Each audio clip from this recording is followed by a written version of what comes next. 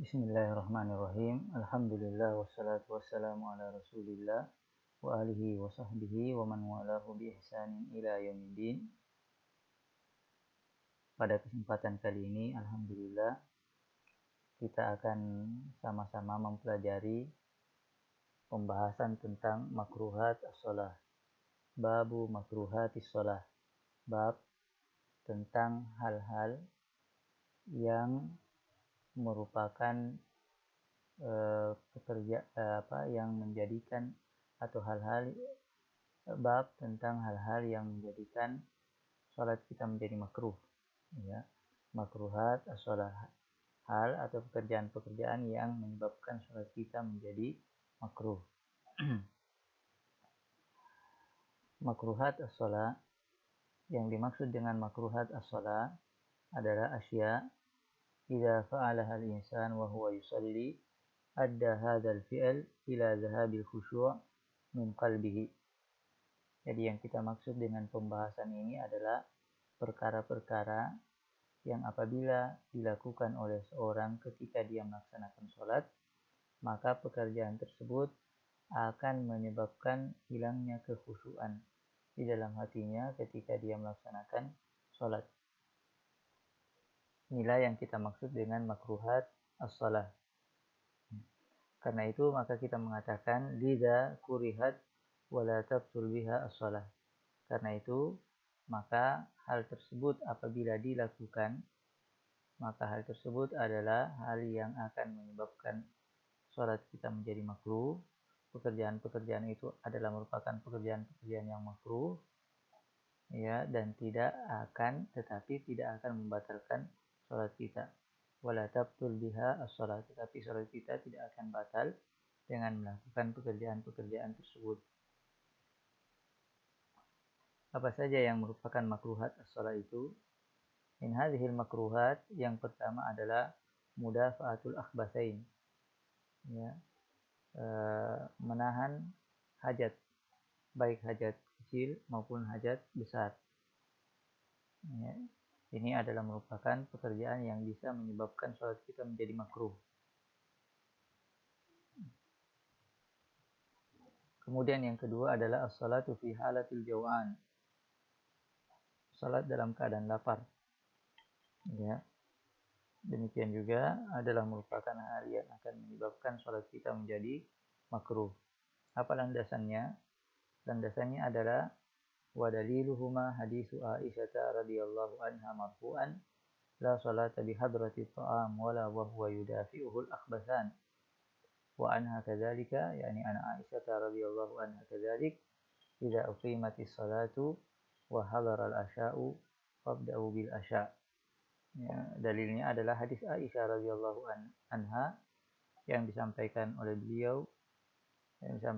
beliau dari Rasulullah sallallahu alaihi wasallam, bahwa Rasulullah sallallahu alaihi wasallam bersabda, tidak ada salat di hadrati ta'am, sedangkan makanan telah disajikan, wala wa huwa yudafi'ul akhbasan, sebagaimana tidak ada salat bagi orang yang terdesak hendak membuang hajat. Wa anha kadzalik, diriwayatkan juga dari beliau, ya, dari Aisyah radhiyallahu anha, dari Nabi alaihi salatu wasallam, Rasulullah sallallahu alaihi wasallam bersabda, "Idza uqimatis shalatu", apabila salat telah dikumandangkan, yakni apabila qamat telah dikumandangkan, wa hadaral asya, sedangkan makan malam telah tersaji, fabda'u bil asya, maka kata Nabi alaihi salatu wasallam, mulailah dengan makan malam terlebih dahulu, baru setelah itu kalian melaksanakan salat. Jadi dari hadis ini diketahui bahwa mudafa'atul akhbasain, ya, menahan hajat dan salat dalam keadaan lapar, salat dalam keadaan menahan hajat dan salat dalam keadaan lapar, ini adalah dua hal yang makruh, hukumnya makruh, ya, dan salat yang dilakukan ketika itu hukumnya juga adalah makruh. Disebutkan dalam hadis Aisyah ini bahwasanya ketika makanan telah tersaji, maka hendaknya kita mendahulukan makanan tersebut, ya. Baru setelah itu kita melaksanakan sholat. Ini adalah merupakan keringanan yang diberikan oleh agama kepada kita. Tetapi apakah keringanan ini berlaku secara mutlak tanpa ada batasan? Ya, ternyata dalam kenyataannya ulama kita memberikan batasan-batasan keringanan tersebut baru boleh dilakukan, ya, dengan memperhatikan batasan-batasan tersebut. Bahkan wal fuqaha uqayyadu hadhihi rukhsah. Para ulama, ya, membatasi keringanan tersebut biquyudin dengan beberapa batasan. Apa tujuan dari batasan-batasan tersebut? Ya, atau mengapa ada batasan-batasan itu? Dikatakan mura'atan li'illati ar-rukhsah. Ya, mura'atan li'illati ar-rukhsah. Batasan tersebut dinyatakan oleh ulama kita karena melihat sebab adanya keringanan itu. Ya, apa sebab kita diringankan mendahulukan makan daripada sholat? Sebabnya adalah untuk menjaga kekhusyuan kita, sebagaimana yang tadi telah kita sebutkan di awal, ya, bahwa yang dimaksud dengan makruhat as-shalah di sini adalah al-asya idza fa'ala al-insan, perkara-perkara yang apabila dilakukan oleh seorang ketika dia melaksanakan sholat, maka perkara-perkara tersebut akan menghilangkan kekhusyuannya, ya.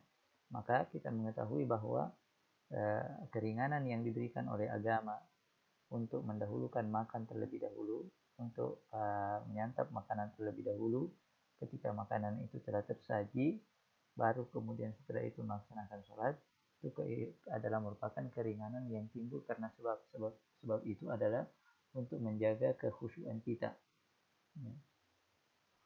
Maka mempertimbangkan sebab itu, ya, ulama kita kemudian menetapkan beberapa batasan. Boleh bagi kita melaksanakan atau memanfaatkan keringanan tersebut dengan memperhatikan batasan-batasan tadi. Wa muhafazatan ala tala'ubin nasi fi dzalik. Ya, sebab yang kedua adalah untuk menjaga orang-orang yang kemudian menjadikan ini sebagai celah untuk meninggalkan atau bermain-main di dalam agama. Ya, meninggalkan sesuatu yang wajib dengan berdalih keringanan yang telah disebutkan, ya. Maka mempertimbangkan dua hal tersebut. Yang pertama tadi mempertimbangkan sebab, ya, adanya keringanan itu, kemudian yang kedua menjaga orang-orang agar tidak mempermainkan agama ini. Maka ulama kemudian menyebutkan beberapa batasan. Boleh bagi seorang dengan memperhatikan batasan-batasan tadi memanfaatkan keringanan yang telah disebutkan tadi, memanfaatkan keringanan yang disebutkan di dalam hadis ini. Apa batasan tersebut? Yang pertama adalah an yakuna ta'amu hadiran. Ya, makanan itu telah tersaji. Makanan telah tersaji.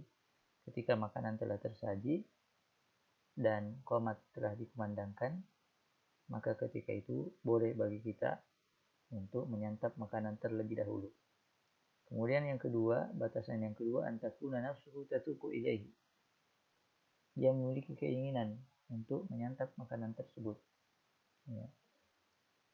Meskipun makanan telah tersaji, tetapi ketika dia tidak memiliki keinginan untuk menyantap makanan tersebut dan qomat telah dikumandangkan, maka tidak boleh dia menunda pelaksanaan sholat dengan dalih hadis Aisyah radhiyallahu taala anha ini. Kemudian yang ketiga, an yakuna qadiran ala tanaulihi mubasharatan. Ya, dia mampu untuk segera menyantapnya.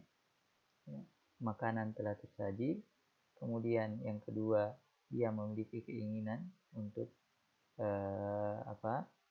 menyantap makanan tersebut. Kemudian yang ketiga, bahwa dia sanggup untuk langsung menyantapnya. Ketika makanan telah tersaji, kemudian dia juga berkeinginan untuk menyantap makanan tersebut, artinya dia memang dalam keadaan lapar, tapi dia tidak sanggup untuk segera menyantapnya dan qomat telah dikumandangkan, maka ketika itu tidak boleh bagi dia untuk menunda pelaksanaan sholat dengan dalih hadis Aisyah radhiyallahu taala anha ini. Ya. Contohnya apa? Ya, contohnya di sebuah sekolah misalnya peraturannya adalah makanan baru boleh disantap setelah pelaksanaan sholat duhur misalnya. Ya. Maka ketika makanan itu telah ada tersaji di ruang makan, ya, mat'am, kemudian dia memang lapar ketika itu, tidak boleh bagi dia untuk menunda pelaksanaan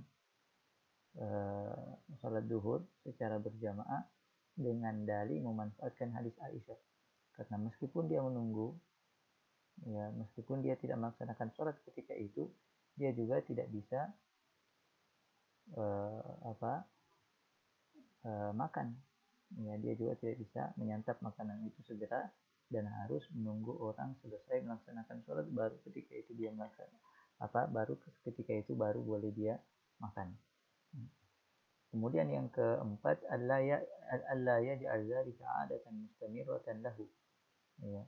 Dia tidak menjadikan ini sebagai sebuah kebiasaan. Jadi dia tidak menjadwalkan makannya, ya, pas bertepatan dengan waktu-waktu sholat.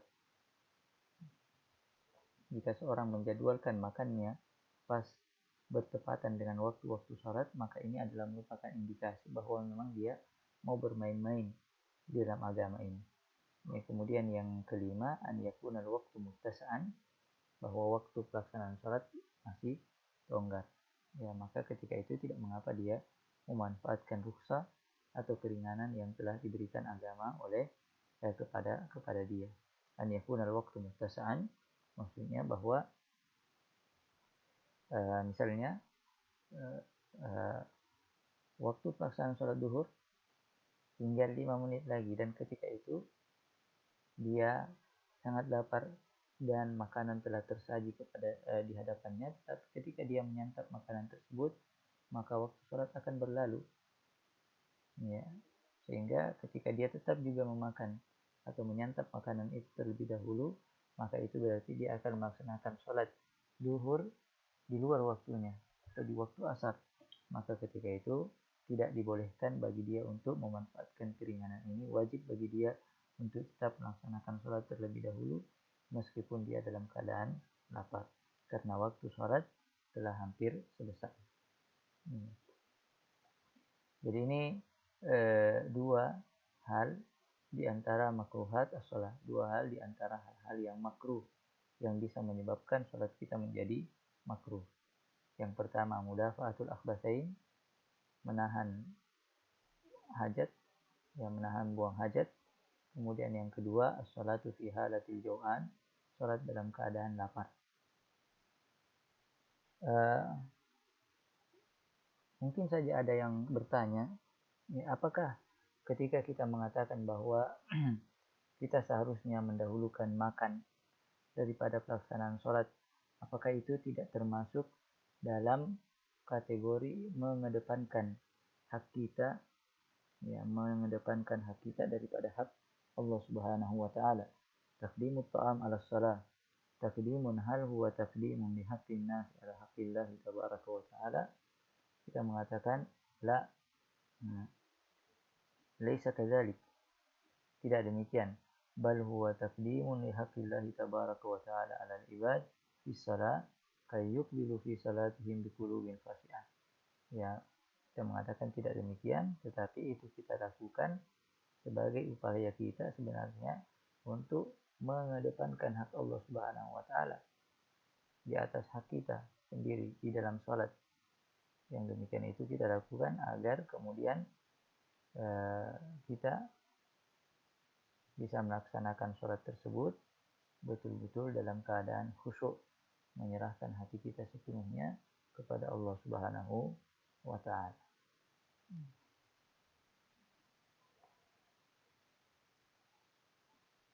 ma miqdaru ta'am alladhi yajuzu lahu akluhu wa hal lahu an yushbi'. Ya, pertanyaan selanjutnya adalah berapa banyak kadar makanan yang dibolehkan bagi kita untuk menyantapnya ketika itu. Wa hal lahu an yushbi', dan bolehkah kita menyantap makanan tersebut sampai betul-betul kita kenyang, baru setelah itu kita melaksanakan salat.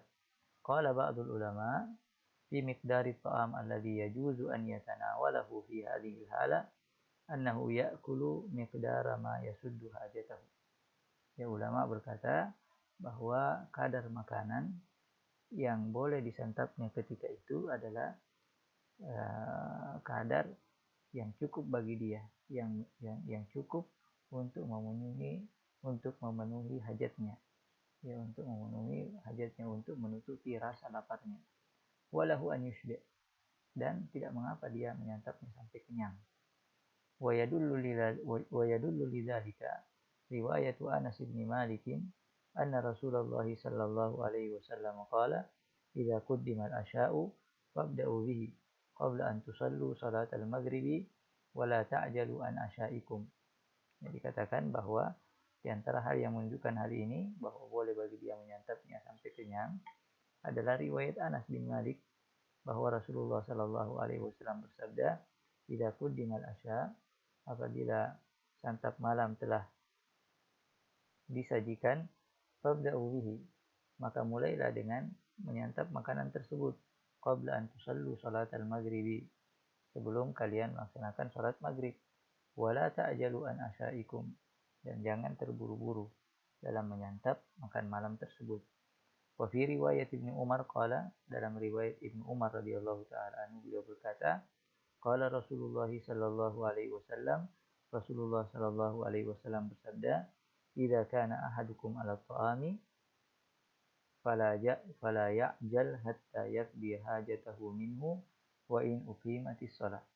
Dia mengatakan, Nabi alaihi salatu wasallam bersabda, apabila kalian telah ada di hadapan sajian atau hidangan, ya, fala ya'jal, maka jangan dia terburu-buru dalam menyantap hidangan tersebut, hatta yaqdi hajatahu, sampai dia menyelesaikan hajatnya dari makanan itu, wa in uqimatis shalah, bahkan meskipun salat telah di iqamah, meskipun qamat telah dikumandangkan.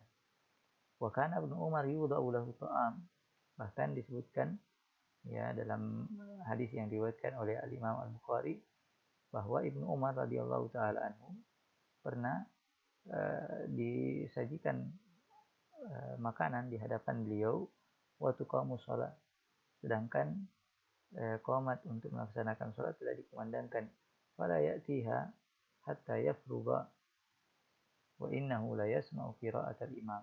Ketika itu beliau tidak langsung melaksanakan salat sampai beliau selesai dari makanan tersebut, wa innahu la yasma'u qira'atal imam, dan beliau ketika itu betul-betul mendengarkan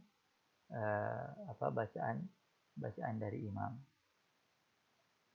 Maka dari sini kita mengatakan bahwa miqdaru ta'am alladhi yajuzu lahu akluhu fi hadhihi al-hala huwa ma yasuddu hajatahu, ya, apa yang cukup untuk memenuhi hajatnya, bahkan meskipun dia kenyang, maka itu tidak mengapa.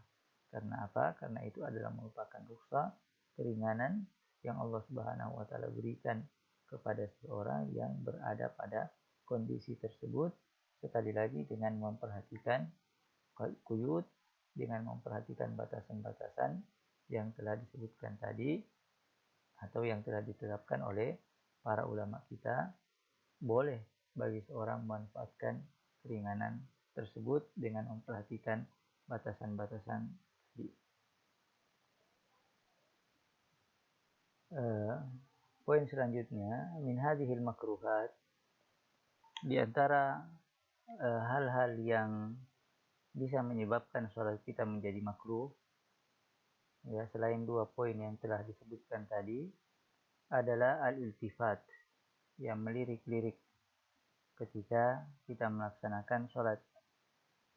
Wa dalilu dzalika haditsu Aisyah radhiyallahu anha qalat sa'altu Rasulullah sallallahu alaihi wasallam 'anil iltifati fi shalah faqala ikhtilasun yakhtalisuhu syaitanu min salatil 'abd. Ya, dalilnya adalah hadis Aisyah radhiyallahu taala anha, beliau berkata, saya pernah bertanya kepada Rasulullah sallallahu alaihi wasallam tentang melirik-lirik ketika sholat. Faqala, maka ketika itu Nabi alaihi salatu wasallam mengatakan, ikhtilasun yakhtalisuhu syaitanu min salatil abd. Itu adalah curian yang dilakukan oleh syaitan dari sholat seorang hamba.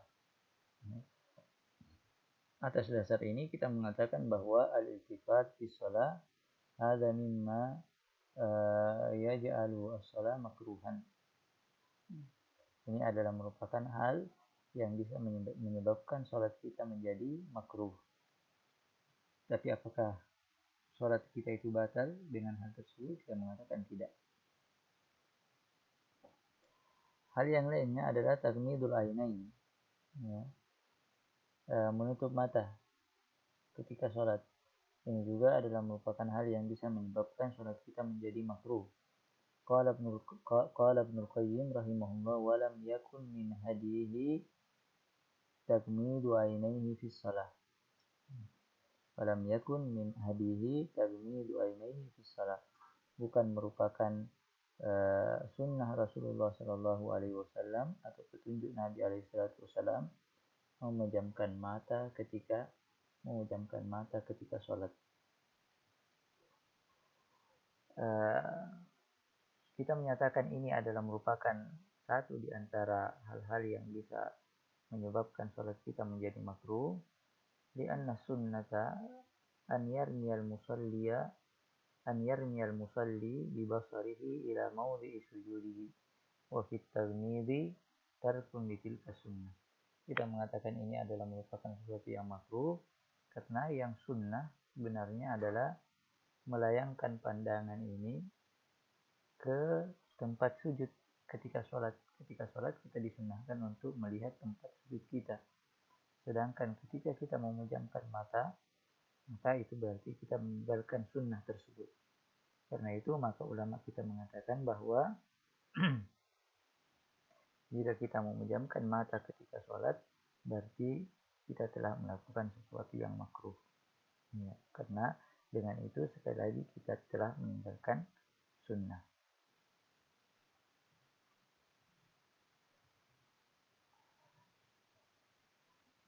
Kemudian yang selanjutnya as-salatu amama suwar au ma yulhi. Salat di depan gambar. Ya, salat di depan gambar atau di tempat yang bisa menyebabkan hati kita lalai, tidak konsentrasi ketika melaksanakan salat. Ini juga adalah merupakan hal yang bisa menyebabkan salat kita menjadi makruh. Dalilnya adalah hadis Anas. Kana kiramun li Aisyata satarat bihi janib baitiha. Faqala an-nabiy sallallahu alaihi wasallam aniti anna kiramaki hadha fa innahu la tazalu tasawiruhu ta'ridu fi salati. Ya. Anas radhiyallahu taala anhu berkata bahwa kana kiramun li Aisyata satarat bihi janib baitiha. Sebuah kain bergambar milik Aisyah radhiyallahu taala anha pernah dihamparkan, ya,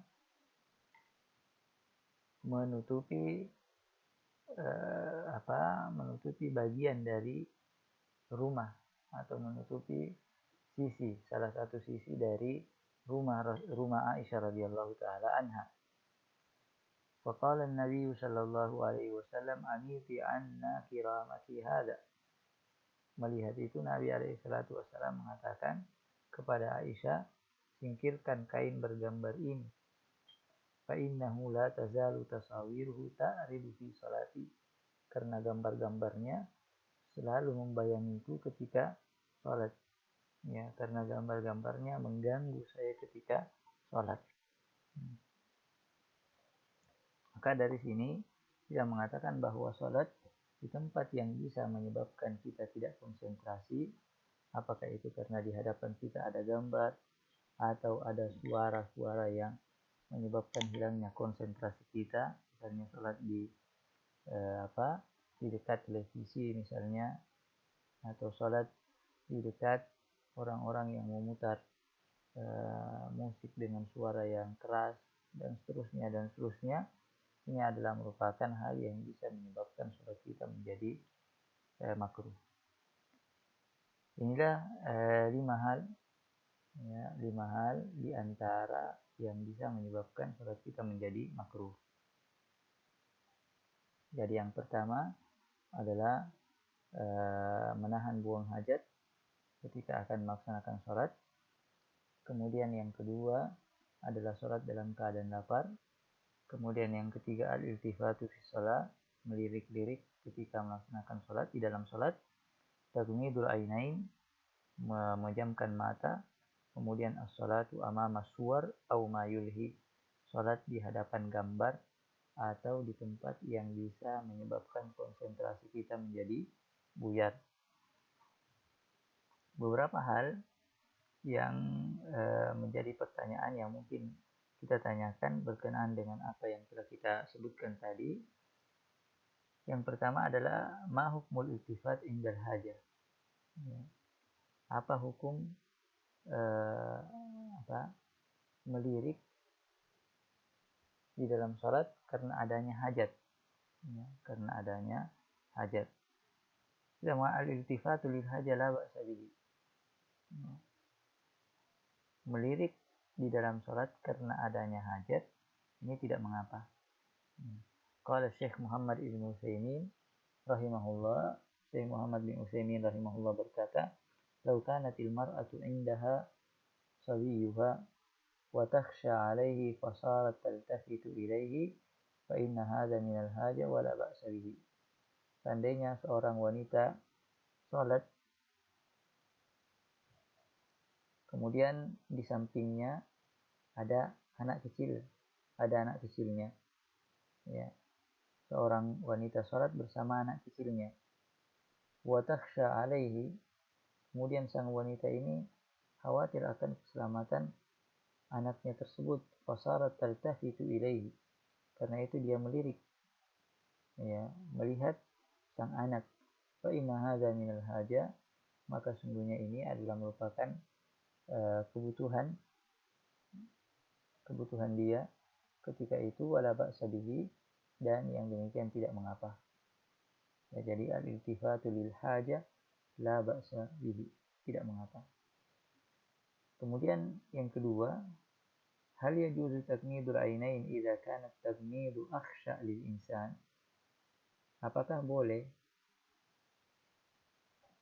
memejamkan kedua mata apabila diyakini bahwa memejamkan mata tersebut bisa menyebabkan dia lebih khusyuk di dalam melaksanakan sholat. Wa idza kana al-insanu la yastati'u al-khusyu' fi shalah bisabab surah al-ma'rud amamahu, hal yajuzu lahu at-takmir. Apabila seorang tidak bisa khusyuk di dalam sholat disebabkan karena adanya gambar yang terpampang di hadapannya, kecuali dengan memejamkan mata, maka apakah keadaan tersebut menyebabkan dia boleh memejamkan mata? At-tagmidu li ziyadatil khusyu', memejamkan mata dengan alasan bahwa itu bisa menambah kekhusyuan kita. Syekh Muhammad bin Utsaimin rahimahullah mengatakan, yadhkuru katsirun minan nas, banyak kalangan menyatakan, annahu idza aghmada ainaihi, bahwa ketika dia memejamkan kedua matanya di dalam salat, kana akhsha lahu, maka hal tersebut akan membuatnya lebih khusyuk. Wa hadza minasyaitan, dia mengatakan bahwa hal ini adalah merupakan gangguan syaitan, sesuatu yang bersumber dari syaitan, yukhashi'uhu ila aghmada ainaihi min ajli an yaf'ala hadha al-makruh. Syaitan berusaha mengkhusyukkan dia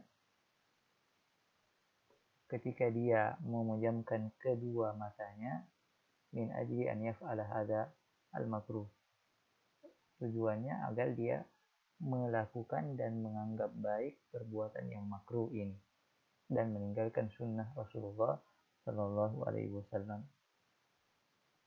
Tetapi apakah hal yang sama kita nyatakan juga kepada orang yang memejamkan mata karena sebuah keperluan? Ya, misalnya tadi karena ada gambar yang memang terpampang di hadapannya dan itu mengganggu kekhusyuan dia. Ya, katakan in kana hunaka syai'un fi qiblatihi yushghiluhu wa yushawwishu alaihi fattaqmidu afdal. Apabila memang ada di arah kiblatnya sesuatu yang bisa menghilangkan kekhusyuannya dan membuat dia was-was di dalam salatnya, maka ketika itu at-taghmidu afdal. Maka ketika itu memejamkan mata lebih utama. Mengapa? Karena sekali lagi